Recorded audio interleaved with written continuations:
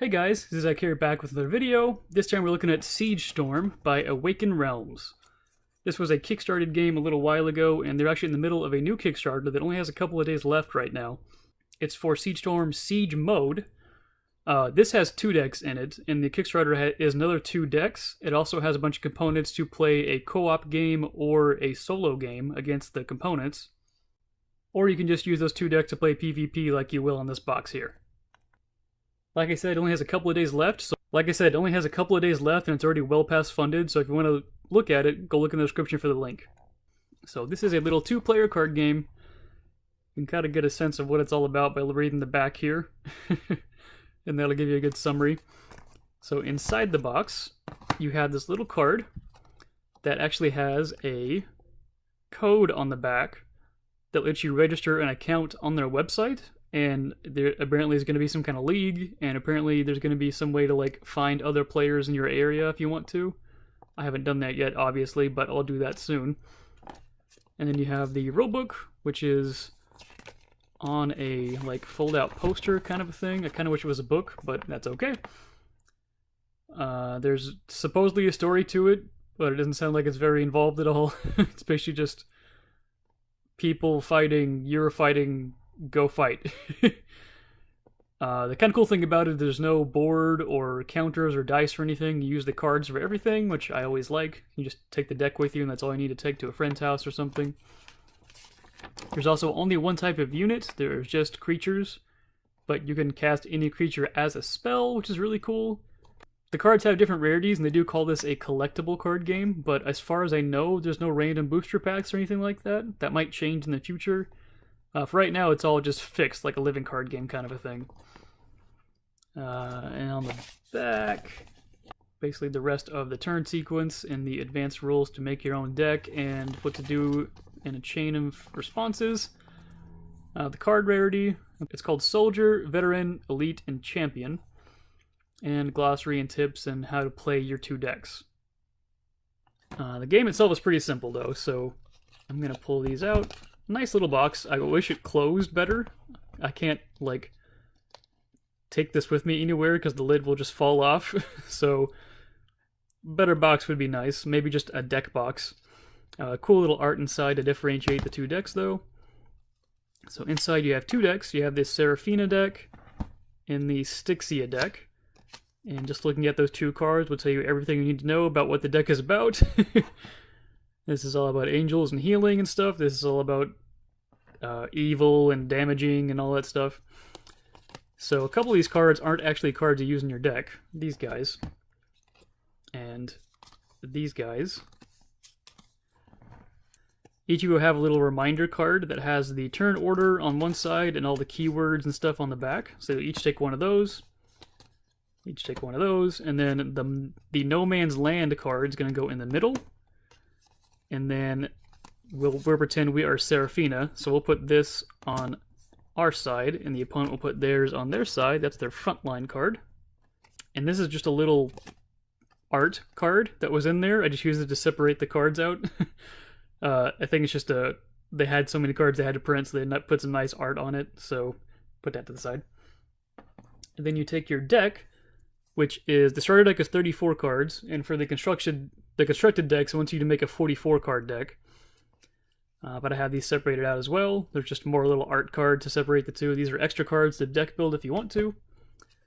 But the starter deck, I'll have a little green symbol on the bottom, and like I said, there's 34 cards. So what you do is you draw 4 cards, and then you divvy up your deck into 3 piles, 3 10-card piles. I'm not going to count them out, but I'm just going to show you for instance. And you pull them on the side like that. I obviously don't have enough room, because I never do. There you go, something like that. And then your opponent would do the same. They also have a cool little art card in their stuff. They also have a 34-card deck. They would draw their 4 cards. And also separate into 3 piles. Again, it's supposed to be 10 cards, but I'm just showing you an example. And that's the field you're playing on. So, when it's your turn, like I said, there's only creatures in this game. Each creature has a cost in the top left, an action. You can play any creature as an action and then discard it to do the action part. and they have a passive, which is the actual effect of the creature if you play it as a creature. They have attack and defense, and there's all kinds of different cards. So basically on your turn, you're trying to reduce your opponent's life to 0, and the way you do damage is you discard cards off their deck, which is this resource row here. So when you draw cards, you draw from the top pile, and then as you take damage, you have to discard damage off of your deck. And then as you run out of that pile, you go to this pile, and then to this pile.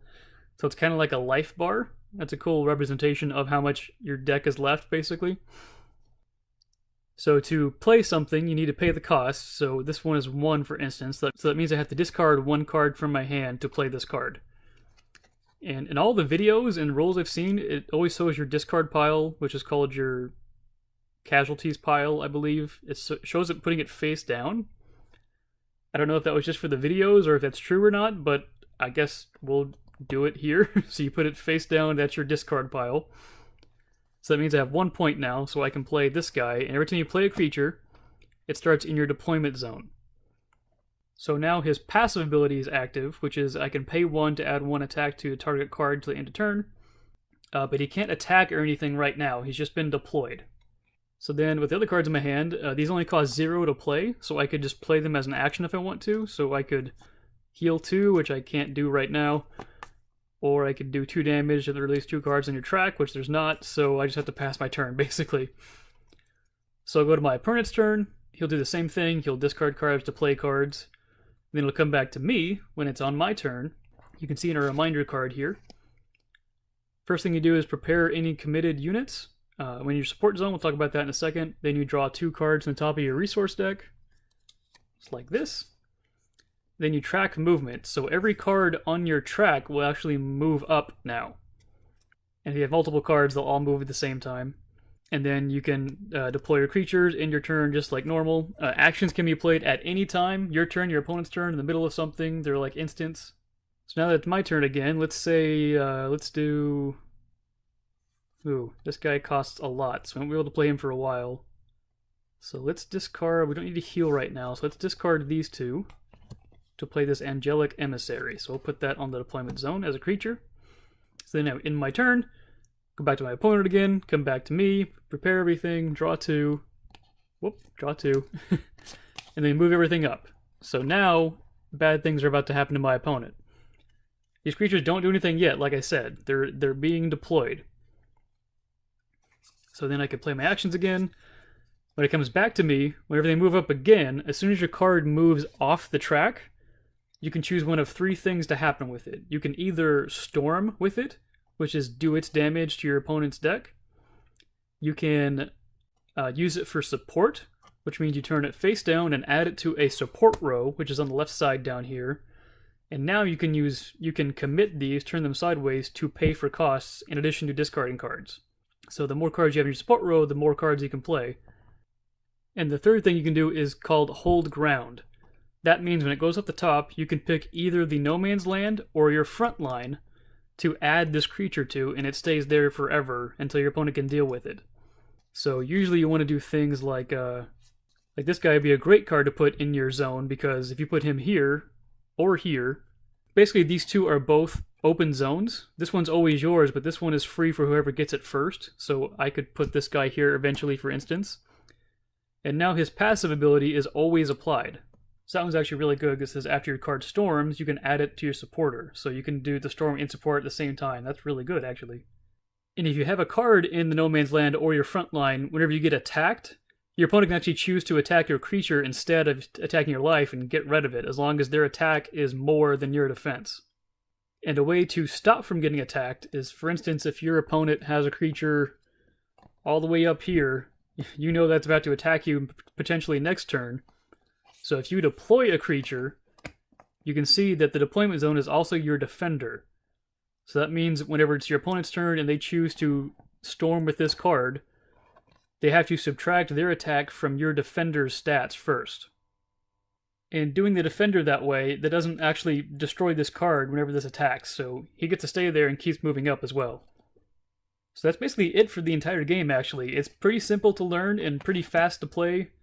I really like how back and forth it is, because you have 3 turns basically before your creature can do anything, so your opponent has plenty of time to react to it. It's not just, oh, you played that, I can't do anything. I like that there's no outside counters or dice or scorekeeping you have to do. You just have the decks for everything.